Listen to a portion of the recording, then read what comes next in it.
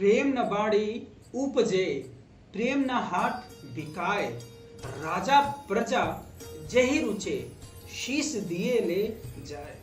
प्यारे दोस्तों नमस्कार, कैसे हैं आप सभी।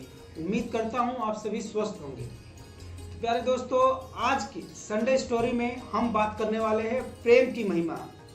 मेरे वाले प्रेम की नहीं, जग में फैले प्रेम की महिमा। ये प्रेम है जो सभी से ऊंचा है। यदि प्रेम जिस इंसान के अंदर है तो सभी चीज, चाहे सफलता होगी, चाहे धन हो गया, चाहे यश हो गया, चाहे पराक्रम हो गया, सब कुछ अपने आप ही चला आता है। तो आज की स्टोरी आपको प्रेम की महिमा के बारे में बताने के लिए ही है। किसी नगर में एक स्त्री रहती थी और गुजर बसर अपना कर रहे थे। तो एक दिन उसने देखा कि 3 संत महात्मा उसके घर के द्वार के सामने आए हैं और तीनों अपने चेहरे पर एक अजीब सा ओज, एक अजीब सा प्रकाश लिए खड़े हैं। तो स्त्री ने कहा कि हे संत महात्मन, आइए और भोजन ग्रहण कीजिए। तो संतों ने पूछा कि आपके पति हैं आपके घर पर? तो स्त्री ने कहा नहीं। तो संतों ने कहा कि जब आपके पति घर पर आ जाएं तो हमें बुलाइएगा, हम लोग आ जाएंगे। तो स्त्री ने प्रणाम किया और बोला जैसे आपकी इच्छा संत महात्मा। संत चले गए। पति घर पर आया 2-3 घंटे बाद। तो इस बारे में कि 3 संत अपने चेहरे पर बहुत ही ओझ लिए हुए ओजस्वी प्रतीत होते हैं और क्यों ना घर पर बुलाकर भोजन करवाया जाए। तो पति ने कहा बिल्कुल, क्यों नहीं, जाइए और उनको जाके बोल के आओ कि मैं आ गया हूँ। स्त्री गई संतों के पास। संत बैठे हुए थे तो निवेदन किया कि चलिए महाराज और भोजन ग्रहण कीजिए। तो संतों ने कहा कि जरूर चलेंगे, लेकिन हम में से कोई एक ही जाएगा।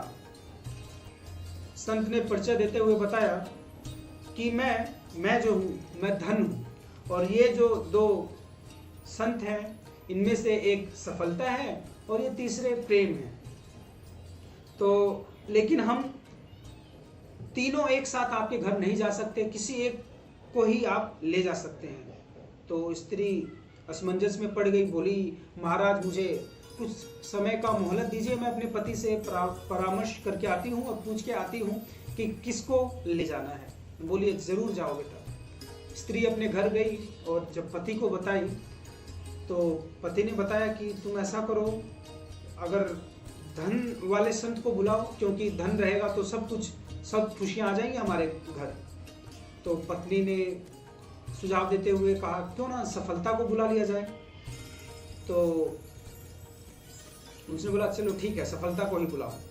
तो ये बात उनकी एक छोटी सी बच्ची जो थी वो सुन रही थी।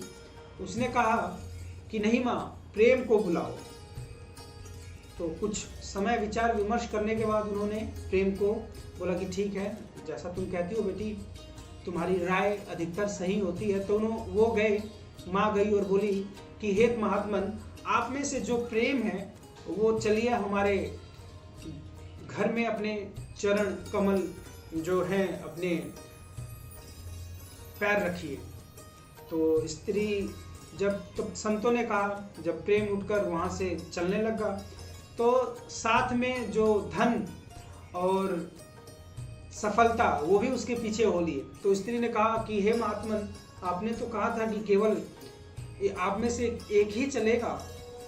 तो संतों ने बताया कि हे बेटी, जहां पर भी प्रेम होता है वहां पर धन और सफलता अपने आप ही आ जाती है।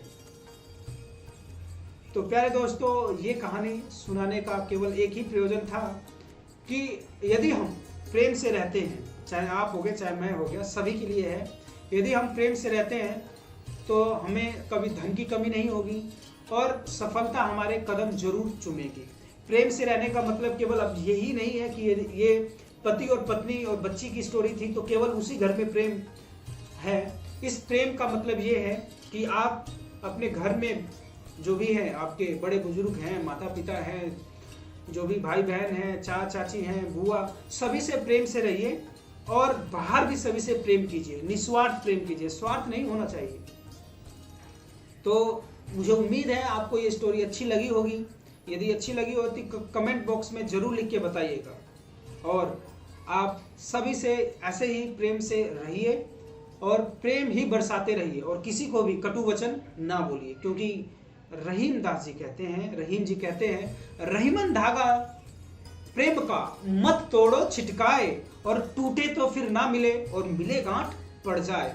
तो ऐसा किसी को कटु वचन ना बोल दीजिए कि जब भी आपके सामने आए, चाहे आप उसके सामने आए, तो याद आ जाए कि ये इसने मेरे को कड़वा बोला था। तो प्रेम से, सभी से प्रेम से रहिए और बोलिए, क्योंकि ना आपको उससे कुछ लेना है ना देना है। तो एक प्रेम ही तो है जो हम अपने वचनों से मतलब सभी को खुश कर सकते हैं और प्रेम प्यार से रह सकते हैं। टिल देन टेक केयर, खुश रहिए और अपना ख्याल रखिए और स्वस्थ रहिए और प्रेम से रहिए। नमस्कार।